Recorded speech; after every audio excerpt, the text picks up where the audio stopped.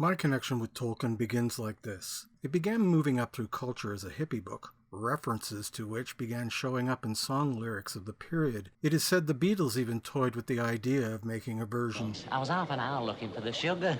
It was not without its critics, though. Ah, good gulf. I attempted to read it in the last year of high school, got to the introduction, thought it childish, and put it down. 2 years later, I tried again and loved it. The Silmarillion on first read I didn't get, but now it's one of my favorites. After his death, Tolkien marketing went into high gear, led by the illustrations of the Hildebrandt brothers, perhaps best known today for their early Star Wars poster. A friend told me he didn't like their style, being too Disney, and in hindsight, this is quite clear. Jump ahead to 1998 and the first news of a movie version of Lord of the Rings is announced. Excellent! I remember reading a release that said they wanted to outdo the battle scenes of Braveheart.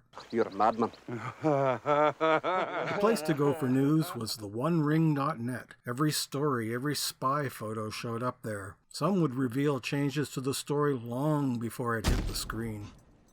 An early sequence of this scene leaked there, and I remember thinking how awful the lighting was. It was, of course, improved in the final product, but I think this scene is the worst lit in the trilogy. The biggest outcry was concerning Arwen and major changes to her character and story, so much so that Peter Jackson actually changed the movies to remove this, although echoes of it can still be discerned in the finished films. In the year leading up to the first film's release in 2001, I was working for a design company doing promotional material for New Line. Because of this, we got to see an early cut of 20 minutes from the movie. Mostly the cave troll scene. Some of the special effects were janky and unfinished, but the excitement on seeing this was wonderful. We also weren't allowed to talk about it online. We also attended an evening of viewing props from the movie, which was incredible, as was hobnobbing with some of its stars. I was given a piece of the Rivendell set floor, possibly walked on by Liv Tyler herself. The Height was an early screening of Fellowship, hosted by Peter Jackson in person, back when the opening credits were here. So yeah, I understand what it's like to have early access. It's wonderful to see you, Gandalf. This implies because you don't criticize Jackson, you're a hypocrite for criticizing the Rings of Power. Let's have a go at Jackson then, shall we? Of course he made changes. Timelines are compressed, moved around, as is dialogue. Speech from one character is given to another. Some of the cuts were necessary. Sorry, Tom. Although this scene cut is still jarring. Some of the changes are just pointless. Others are outright criminal. The Two Towers is the greatest offender here. It's 2002, and again we are treated to an early screening of Two Towers, sadly cancelled because of a blizzard. Thanks, Canada. The next day, thoroughly hungover, we are taken to a small venue for a private screening. During the Osgiliath detour, By rights, we shouldn't even be here. I turned to one of my bosses and said, "That's for sure," and she nodded in agreement.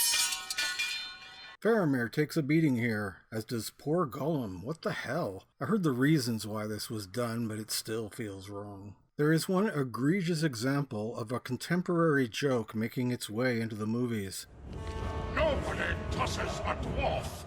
Something that originated in the 80s in Australia as a bar contest, lovingly depicted in The Wolf of Wall Street as well. It lands with all the subtlety of this. What are those? Jackson would outdo himself in this department later on.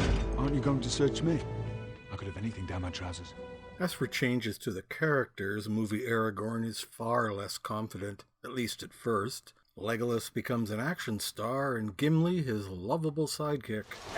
You can tell movie Merry and Pippin apart, something far more difficult in the books. They downplay the master-servant aspect of Sam and Frodo, although the Come along, Samwise. Keep up. survives. We've already touched upon Faramir. Alas, poor Faramir. It's the movies that made Legolas and Galadriel household words. Claro, sujétate bien, Legolas.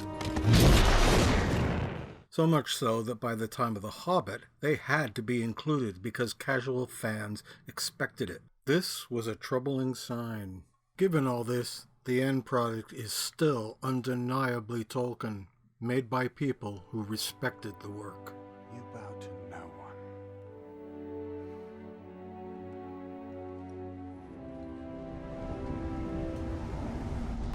The roots go deep. rip them all down.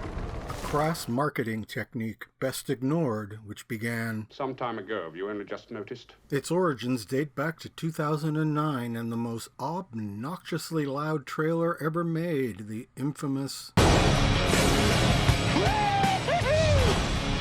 Hey, farm boy. Could be some form of space madness we've never heard of. Fans might object to this new interpretation. And from this quite meaningless circumstance, I foresee a certain measure of Inconvenience? just so. So insult them. No opposition, let's say. No opposition. It's time to let old things die. Let it all die. I am sorry, ladies and gentlemen, but the books have been ripped from your hands. They are now product. This show is not made for you, but for the new audience they hope to gain.